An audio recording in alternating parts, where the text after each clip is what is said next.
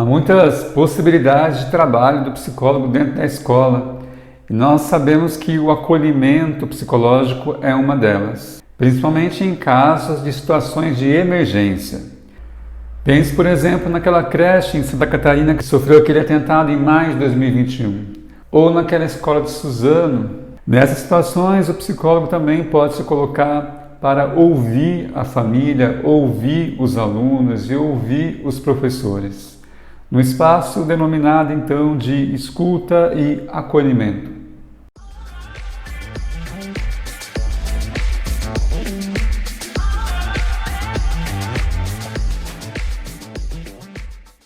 Nessa perspectiva, o psicólogo pode se colocar como um plantonista e de alguma forma ficar ali disposto a ouvir as demandas das pessoas. Eu vou ler 2 fragmentos de um plantão publicado em 2008. O link para este artigo você encontra na descrição deste vídeo. Anita e seus segredos. Anita comparece acompanhada de seus pais no plantão. Eles relatam suas preocupações com a menina. A mãe diz que a Anita tem muitos ciúmes da irmã mais velha. Vivem em constante disputa pela atenção materna. No entanto, sua grande preocupação com a Anita refere-se ao comportamento social da criança.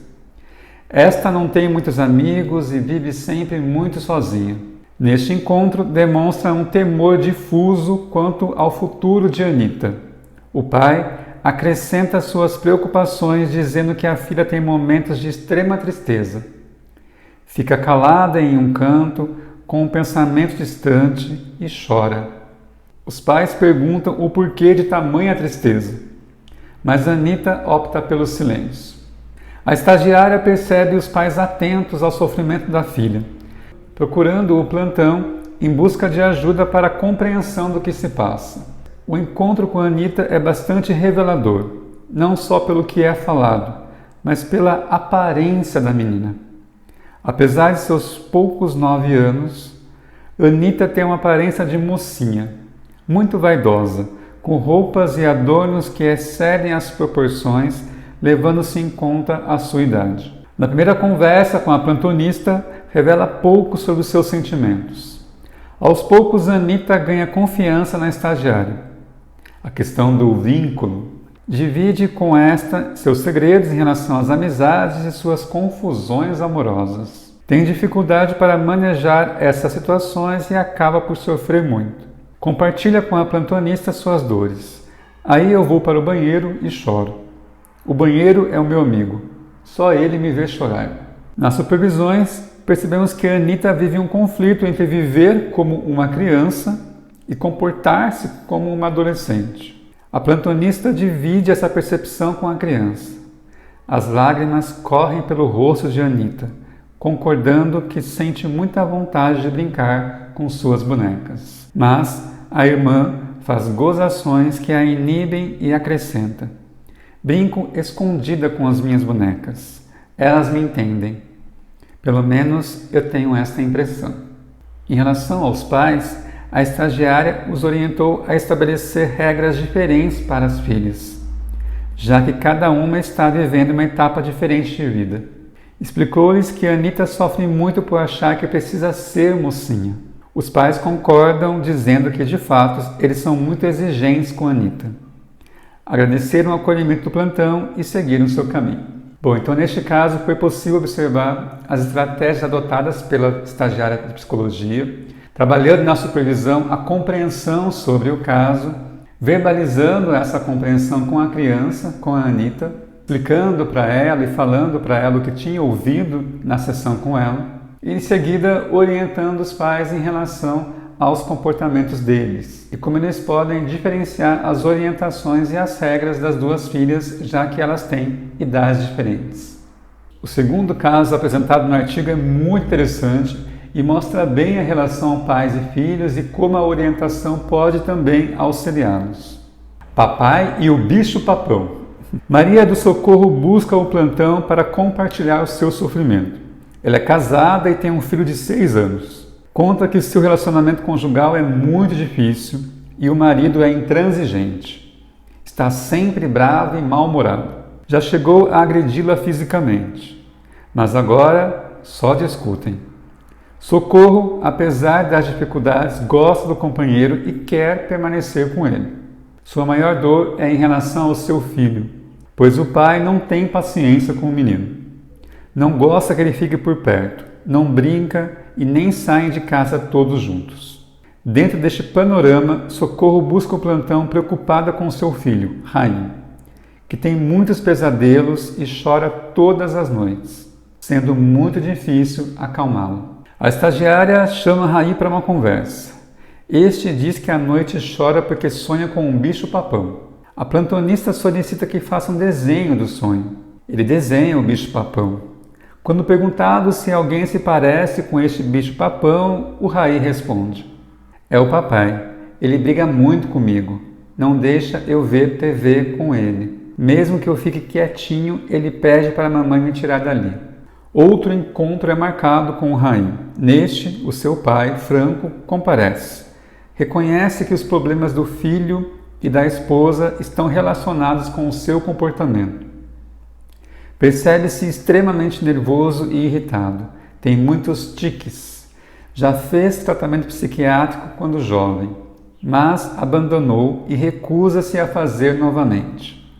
Tem a noção que sua falta de paciência com o filho é extremamente prejudicial, mas não sabe o que fazer. Seu próprio pai também foi muito distante. Além disso, carrega uma grande mágoa, pois seu pai faleceu e eles estavam brigados. A estagiária compreende suas limitações e propõe uma reflexão, perguntando caso isso acontecesse com Raí, se ele teria mágoa. Franco rapidamente responde que não, pois apesar do relacionamento ser distante, Raí é seu filho e ele o ama muito. Marcam um retorno, mas a mãe vem avisar que não poderão vir, pois pai e filho foram passear na praça e não retornarão a tempo do atendimento. Na semana seguinte, todos compareceram ao plantão e relatam as conquistas familiares. Pai e filho têm saído juntos. A família foi a um casamento, andaram de ônibus, atividade que antes era impossível para Franco, pois este tinha pânico de ambientes fechados. O pai ainda diz ter sentido grande alívio com a reflexão sobre o seu próprio pai que a plantonista propôs. Nas supervisões, compreendemos que Franco é uma pessoa com grandes dificuldades emocionais, mas também com vontade de se superar, evoluir, apesar de sua resistência em buscar um tratamento adequado. Finalizamos o atendimento sugerindo que Franco volte ao plantão quando achar necessário.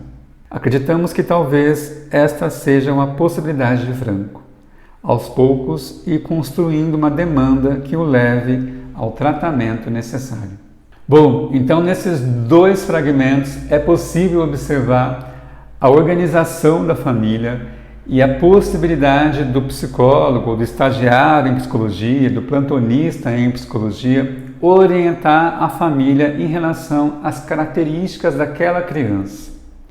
E esse é um trabalho que o psicólogo pode fazer, considerando as demandas das crianças, inclusive no ambiente escolar, as dificuldades, o relacionamento delas com outras crianças, o relacionamento daquela criança com os professores.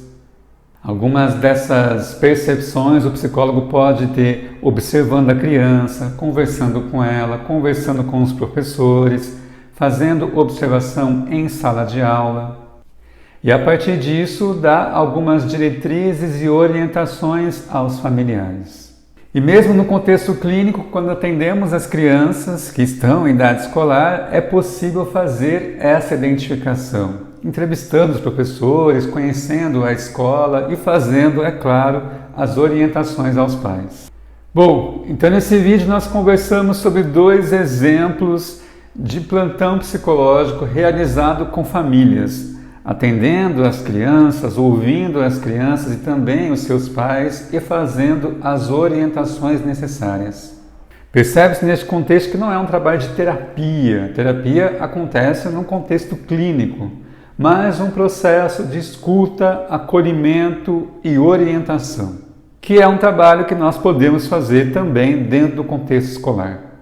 Eu espero que você tenha gostado desse vídeo e a gente se vê.